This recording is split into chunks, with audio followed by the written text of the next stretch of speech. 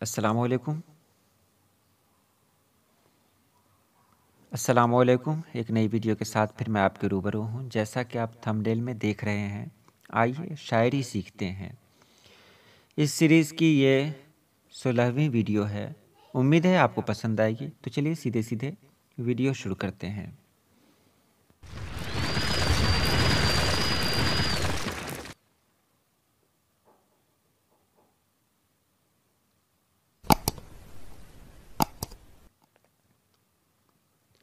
پچھلی ویڈیو میں ہم نے جانا تھا ساکن کسے کہتے ہیں۔ جس حرف پر جزم ہو اسے ساکن کہیں گے، جیسے ارمان۔ اس لفظ میں رے، الف اور نون یہ تینوں حروف ساکن ہے، جیسا کہ آپ مثال میں نیچے دیکھ رہے ہیں۔ اس کے بعد میں نے بتایا تھا متحرک کے بارے میں۔ جس حرف پر زبر، زیر یا پیش ہو اسے متحرک کہیں گے، جیسے ارمان میں آپ یہاں دیکھ رہے ہیں الف اور میم متحرک ہیں۔ اب یہاں ایک نشان ہے، اسے سمجھ لیں۔ جس حرف کو اکیلا پڑھا جائے وہاں ایک نشان لگتا ہے، جیسے ارمان۔ دیکھ رہے ہیں الف کے ساتھ رے ہے، میم کے ساتھ الف ہے، لیکن نون اس میں اکیلا پڑھا جاتا ہے تو نون کے نیچے ایک نشان لگائیں گے۔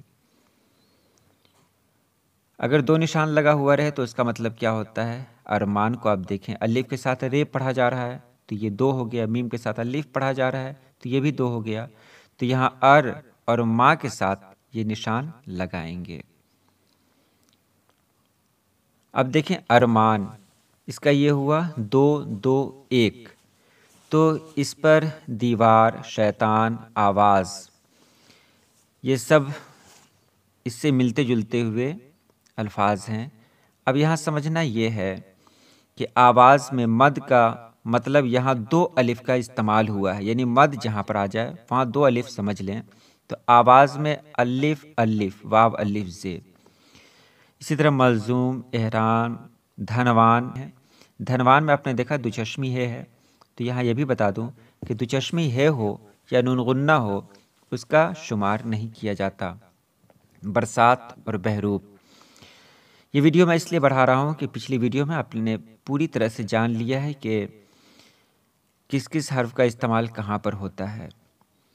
اب ایک بحر آپ کے سامنے پیش ہے، مستفعلن۔ اگر اس کو 4 بار لکھیں گے یا 8 بار لکھیں گے تو کیا آئے گا؟ تو ایک مصرع میں نے دیا اوپر کا، مستفعلن کو اگر 4 بار میں نے پڑھا تو کیا آئے گا؟ مستفعلن۔ آپ نیچے دیکھ رہے ہیں مس یعنی 2 حروف ایک ساتھ پڑھے گئے تو 2 نشان ہے، تف 2 حروف ایک ساتھ پڑھے گئے 2 نشان ہے، عین کو اکیلا پڑھا گیا تو 1 نشان ہے، لن لام کو نون کے ساتھ پڑھا گیا تو یہاں پر 2 نشان ہے۔ اب اس پر کیا سیٹ ہو سکتا ہے؟ تو نیچے دیکھیں، میں کب گیا، جب دل ہوا، یعنی مستفعلن میں کب گیا، مستفعلن جب دل ہوا، مستفعلن تو آ گیا، مستفعلن ایک حادثہ، مستفعلن راہ نما، اور بھی بہت سارا ہو سکتا ہے جو آپ سوچ سکتے ہیں، نئے نئے الفاظ بنا سکتے ہیں آپ۔ اب آگے دیکھیں کہ میر تقی میر کی ایک غزل اسی بحر میں ہے، ہو آدمی اے چرخ ترک گردش ایام کر، خاطر سے ہی مجھ مست کی تائید دور جام کر۔ یہ میں نہیں پڑھوں گا، یہ ایک مثال کے طور پر میں آپ کو بتا رہا ہوں۔ مجھے جو کہنا ہے وہ یہ ہے کہ کچھ ایسے بحور آپ کے سامنے پیش کیے جا رہے ہیں آج جو آپ کے لیے بہت مفید ثابت ہوں گے، بہت کارآمد ثابت ہوں گے۔ اب اس فے پر آپ کوئی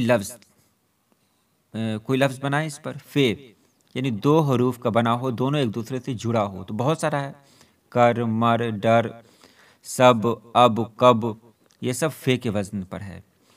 اس کے بعد فعل ہے، دوسرے نمبر کا دیکھ رہے ہیں آپ، فعل تو پہلا جو ہونا چاہیے وہ 2 حروف ایک ساتھ ہو اور اکیلا ہو ایک، تو اس کو کیسے پڑھ سکتے ہیں؟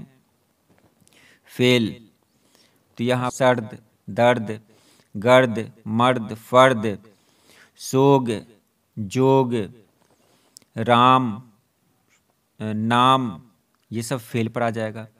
فعول میں دیکھیں، फऊल यानी एक हर्फ अकेले, दो हरूफ एक साथ, फिर एक हर्फ अकेले, फऊल।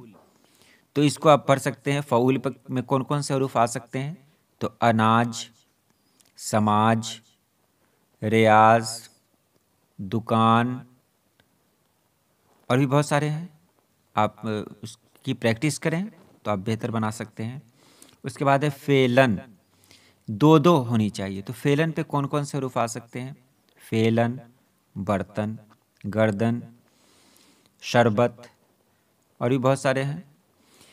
उसके बाद है फ़एलन, फे को अकेले पढ़ा गया, एन को अकेले और लन को यानी दो हरूफ एक साथ पढ़े गए, फ़एलन। तो यहाँ इसका क्या हो सकता है आप सोचें। तो इसका हो सकता है फ़एलन, दिलो जां, दिलो जां। और आगे देखें, ये जितनी बहरें आपके सामने पेश की गई, इसके बारे में आप अच्छी तरीके से जान लें और इसे देखें और इसके मुताबिक प्रैक्टिस करें।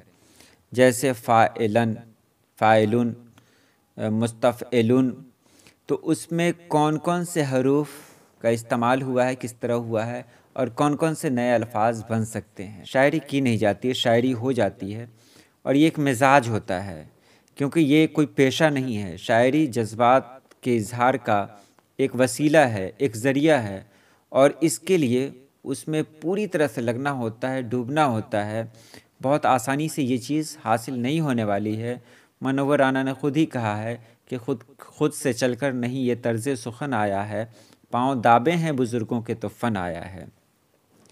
तो आप प्रैक्टिस करें, आप रियाज़ करें, आप देखें, परखें, किताबों का मुताला करें और जहाँ तक मुमकिन हो सके अपना कोई उस्ताद रखें और उनसे ज़रूर रहनुमाई हासिल करें, तब आप बेहतर शायरी कर सकते हैं। तो चलिए आज के लिए इतना ही। अल्लाह पाक आप सभी लोगों को खुश रखे, आबाद रखे। अल्लाह हाफ़िज़।